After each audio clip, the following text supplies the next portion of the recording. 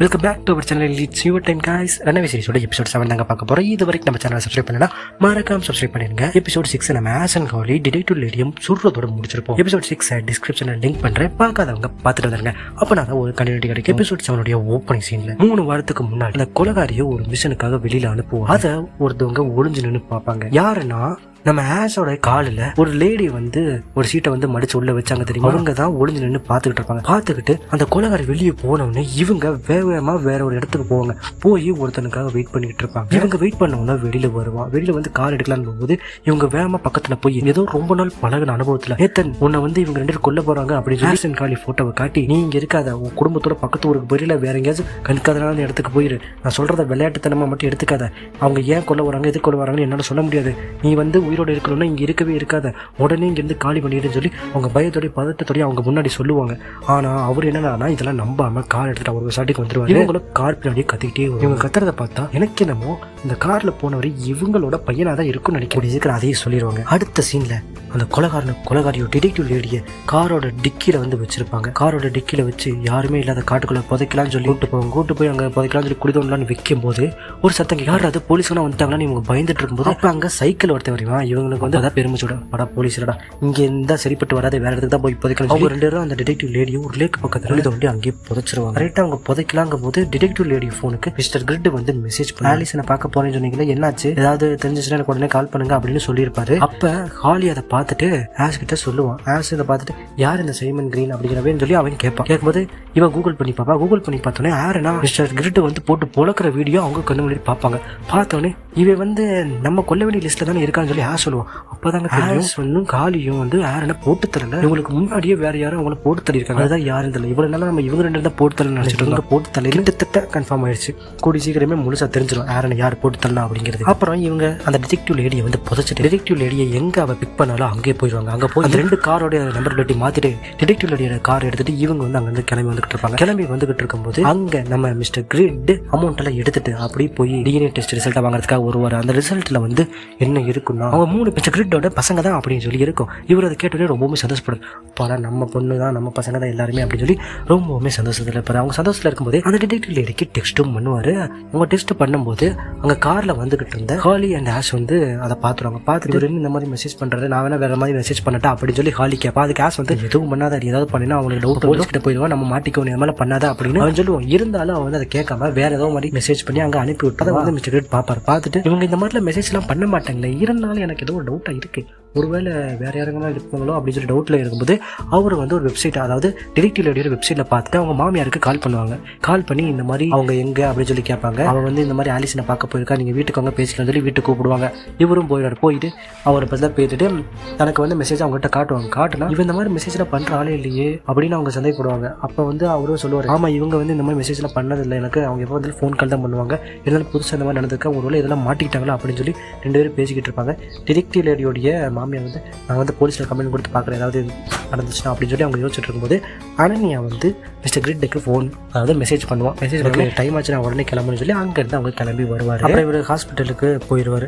ஹாஸ்பிட்டலுக்கு போனோடனே வெளியில் அனன்யாவும் உட்காந்துருப்பாங்க. பார்த்தா அனன்யா எந்திரிச்சு நிற்பா. பக்கத்தில் வீல் சேர் இருக்கு. இத்தனை நிமிஷம் வீல் சேர் தான் நான் உட்காந்து வந்திருந்தா, ஆனால் இப்போ பார்த்தா எந்திரிச்சு நிற்கிறேன். வீல் சேர் எதுக்கு இருக்கு, ஒருவேளை இவளுக்கு கால் அடிப்பட்டது முக்கால்வாசி சரியா இருக்குமோ, சரியானாலும் ஆயிருக்கும், அதனால எந்திரிச்சு நிற்கிறேன் நடக்கிறேன். இவங்க வந்து ப்ரொஃபஸரை பற்றி கேட்பாங்க. போனீங்களா, என்னாச்சு ஏதாச்சு அப்படி இப்படின்னு கேட்கும்போது இவரு சொல்ல ஒரு ப்ரொஃபஸர் நான் பார்த்தேன் பேசினேன் அப்படின்னு சொல்லும்போது குனிலிஸ் வந்துருவாரு. குனிலிஸ் வந்து மிஸ்டர் கிரிட் உங்ககிட்ட நான் கொஞ்சம் தனியாக பேசணும் அப்படின்னு சொல்லுவார். மிஸ்டர் கிரிட் வந்து இவர் தான் குனிலிஸ் அப்படின்னு சொல்லி அறிமுகம் பார்த்துட்டு நீங்க வந்து அம்மாவோட ரூம்குள்ள இருங்க, நான் விட்ட பேசிட்டு வந்துறேன்னு சொல்லுவாங்க. அப்புறம் இவங்க வந்து பேசுவாங்க. ரோக்கோ வந்து எனக்கு மெசேஜ் பண்ணியிருந்தான், ரோக்கோ வந்து வந்துடுறான், லூத்தரும் அவன்கிட்ட வந்துடுறான், அவங்க 2 பேத்துக்கும் பேச்சை பற்றி விஷயம் தெரிஞ்சிருச்சு, நீங்க வந்து ரோக்கோவுக்கு 50,000 பவுண்டு, லூத்தருக்கு ஒரு 10,000 பவுண்டு எடுத்துட்டு வந்துருவீங்கன்னு அவங்க சொன்னாலும் சொல்லுவாங்க.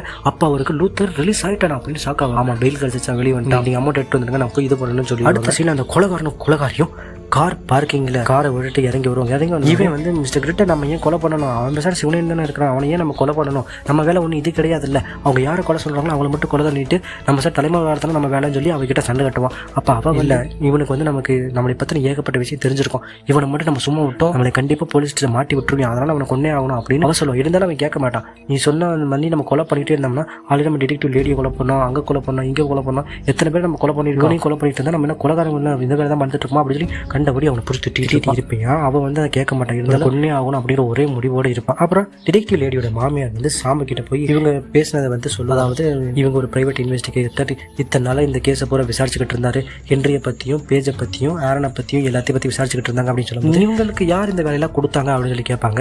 அப்ப வந்து ஹென்ரியோட அப்பா தான் இது எல்லாத்தையும் வந்து விசாரிக்க சொன்னாரு அப்படின்னு சொல்லுவாங்க. சொன்னோடனே அப்ப அங்க போய் நம்ம விசாரிப்போம். சாம்பவும் அவருடைய ஃப்ரெண்டும், அதாவது அசிஸ்டன்ட்டும் ஹென்ரியோடைய அப்பா வீட்டுக்கு போயிடுவாங்க. அங்க போய் அவர்கிட்ட விசாரிக்கும் போது அவர் வந்து ஒரு வித்தியாசமான விஷயம் சொல்லுவார். இன்னைக்குன்னு பார்த்து ஹென்ரிக்கு ஒரு லெட்டர் வந்து சொல்லுவார். என்ன லெட்டர் வந்துச்சு அப்படின்னு சொல்லி கேட்பாங்க. அவர் அந்த லெட்டர் படிச்சு பாப்பாரு. விக்டோரியான்னு யாரோ ஒருத்தவங்க லெட்டர் அனுப்பி ஆல்ரெடி மீட் பண்ண இடத்துல மீட் பண்ணுவோம், அதுவும் இன்னைக்கு மீட் பண்ணுவோம் அப்படின்னு சொல்லி போட்டிருக்காங்க. எந்த இடம் எனக்கு சுத்தமா தெரியவே இல்லைன்னு சொல்லி அந்த லெட்டர் சாம்பு கிட்ட கொடுப்பாங்க. சாம்பவை வாங்கி பார்ப்பாங்க. வாங்கி பார்த்தீங்கன்னா அவங்க அசிஸ்டன்ட் வந்து அதுக்கு ஒரு நோட், அதுல வந்து லுக் அவுட் அப்படிங்கிற ஒரு கேஃபேயோட பேர் போட்டிருக்கோம். அந்த பேர்ல இருந்து நான் ஒரு கேஃபே பார்த்திருக்கேன், ஆனா இது வந்து ஒரு 2 கேஃபே இருக்கும் அப்படின்னு சொல்லுவாங்க. அதே மாதிரி நம்ம சாம்பு வந்து கூகுள் சர்ச் பண்ணி பார்ப்பாரு. ஒரு பார்க்குடைய ஈஸ்ட் அண்ட் வெஸ்ட் சைடில் வந்து அவங்க சொன்ன பேர்ல லுக் அவுட் அப்படிங்கிற பேர்ல 2 காஃபே இருக்கும். இவங்க அதை கேட்டுட்டு அங்கே போவாங்க. அங்கே போய் வெயிட் பண்ணி பார்ப்பாங்க.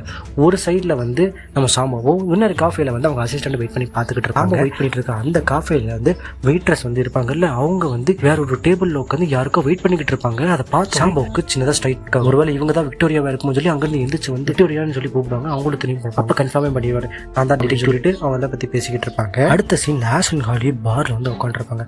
பார்ல வந்து உட்காந்துருக்கும் போது அவங்க கிட்ட அந்த லேடி வந்து கொடுத்தாங்களா ஒரு லெட்டர், அதை வந்து ஹாலி கிட்ட எடுத்து கொடுத்துருவான். அவளை அதை பார்த்து ஏன் நீ முன்னாடி சொல்ல அப்படின்னு சொல்லி கோவப்படுவா. அவனை வந்து அதை ஏதோ சொல்லி சமாளிச்சுட்டு நீங்க எல்லாம் ஏன் இப்படி பண்றீங்க அப்படின்னு சொல்லி கேட்பான். அப்பா அவ சொல்லுவான், அவங்க வந்து பயந்துருக்காங்க, அதனாலதான் உங்ககிட்ட இந்த மாதிரி லெட்டர் எழுதி கொடுத்துட்டாங்க. அது ஏன்னா அந்த கொலை பண்ணக்கூடிய லிஸ்ட்ல அவங்களோட பையன் பேரு இருந்திருக்கும் அப்படின்னு சொல்லுவாங்க. இவனுக்கு ஒண்ணுமே அவங்க பையன் பேரு இந்த லிஸ்ட்ல நீங்க ஏன் சேர்த்தீங்க அப்படின்னு சொல்லி கேட்பான். அவ சொல்லுவான், ஒன் அப்படிங்கிற ஒருத்தர் இருக்கான் தெரியுமா, அவனுக்கு அவங்க கீழே இருக்க 2 பசங்க மட்டும் இல்லை, அதெல்லாம் ஏகப்பட்ட பசங்க இருக்கானுங்க. கிட்டத்தட்ட 14-15 பசங்க கிட்ட இருக்கானுங்க. ஆனால் இந்த ஒன்றுக்கு பிறக்கும் போதே, அதாவது அந்த குழந்தை பிறக்கும் போதே இவங்க தெய்வீக சக்தி இல்லைன்னு தெரிஞ்சு அவன் குழந்தைகளை பூரா தத்து கொடுத்துருக்கான். யாருக்குமே தெரியாம, அவங்க பெற்றவங்களுக்கே தெரியாம தத்து கொடுத்துருக்கான். அவன் இப்போதைக்கு வச்சிருக்க அந்த 2 பசங்களுமே பிறந்த உடனே கடவுளுடைய அருள் இருக்குன்னு சொல்லி நம்பி வளர்த்துற பசங்க. மித்த பசங்க யாருமே அந்த மாதிரியான சக்தி இல்லைன்னு சொல்லி அவங்க வெளியில யாருக்கும் தத்து கொடுத்துட்டான். அவங்க வீட்டில் எல்லாத்துட்டையுமே அந்த குழந்தை வந்து செத்துருச்சுன்னு சொல்லி அப்படின்னு சொல்லி ஹாலி ஆஸ் கிட்ட சொல்லுவோம். ஆஸ் அதை கேட்டு அப்போ இந்த ஒன்று அப்படி அங்கே என்னதான் பண்ணிட்டு இருக்காங்க, எதனால அவங்க உள்ள தத்து கொடுத்துட்டாங்க, என்ன காரணம் அப்படின்னு சொல்லி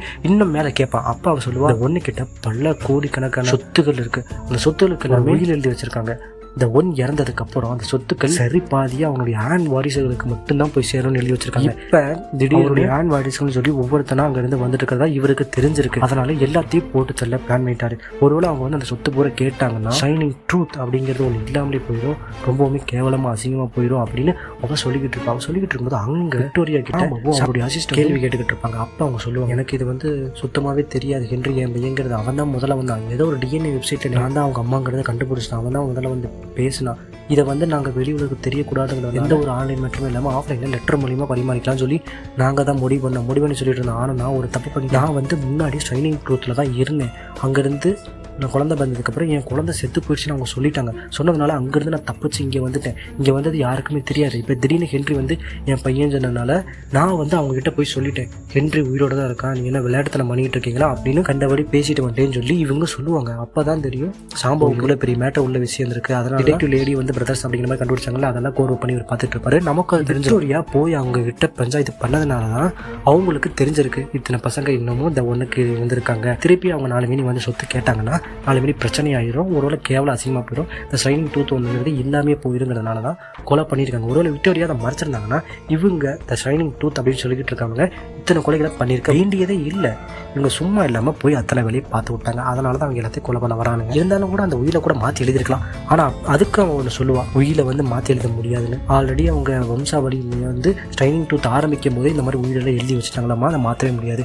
ஷைனிங் ட்ரூத்தை யார் ஆள்றாங்களோ அவங்க இறந்ததுக்கப்புறம் அவங்களுடைய உண்மையான வாரிசான ஆண் வாரிசுகளுக்கு மட்டும்தான் இந்த சொத்து முழுசாக பங்கிடப்படும். எத்தனை வாரிசுகள் இருக்கோ எல்லாத்துக்கும் பங்கிடப்படும் சொல்லுவாங்க. ஆனால் இத்தனை வருஷமா அங்கே 2 வாரிசுகள் மட்டும்தான் இருந்திருக்கு.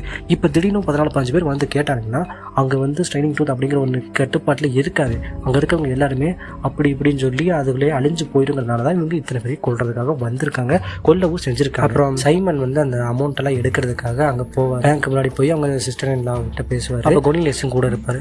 அவங்க சிஸ்டர் இன் லா வந்து அவங்களுக்கு பணம் எடுக்கிறதுக்காக உதவுவாங்க. அப்போ குனிலேஸுக்கு ஒரு மெசேஜ் வரும் ப்ரோக்கர் கிட்ட இருந்து, லூத்தர் வந்து எங்கேயோ போயிட்டான், கொஞ்சம் டைம் எனக்கு கொடுங்க அப்படின்னு சொல்லி மெசேஜ் வந்ததுக்கப்புறம் இவங்களும் சரின்னு சொல்லி பணத்தை விட்ராவெல்லாம் பண்ணிட்டு குனிலேஸை தாட்டி விட்டு இவர் ஹாஸ்பிட்டலுக்கு வந்துட்டு இவர் ஹாஸ்பிட்டலுக்கு வந்துடுவார். ஹாஸ்பிட்டலுக்கு வந்தோடனே மிஸ்டர் செக்யூரிட்டி ரூமில் அனன்யாவும் சாமி இருப்பாங்க. உள்ளே வந்தோடனே அவங்க எல்லாத்தையும் வீட்டுக்கு தடவி விட்டு இவங்க உட்காந்து பேசுவாங்க. பேசும்போது மிஸ்டர் கிரிட் வந்து தன் பொண்ணுக்கு நடந்த விஷயத்த சிஸ்டர் எல்லா கிட்ட சொல்லுவார். அவங்க என்னன்னா அது ஆல்ரெடி எல்லாமே தெரிஞ்ச மாதிரி திரும்பி நிற்பாங்க.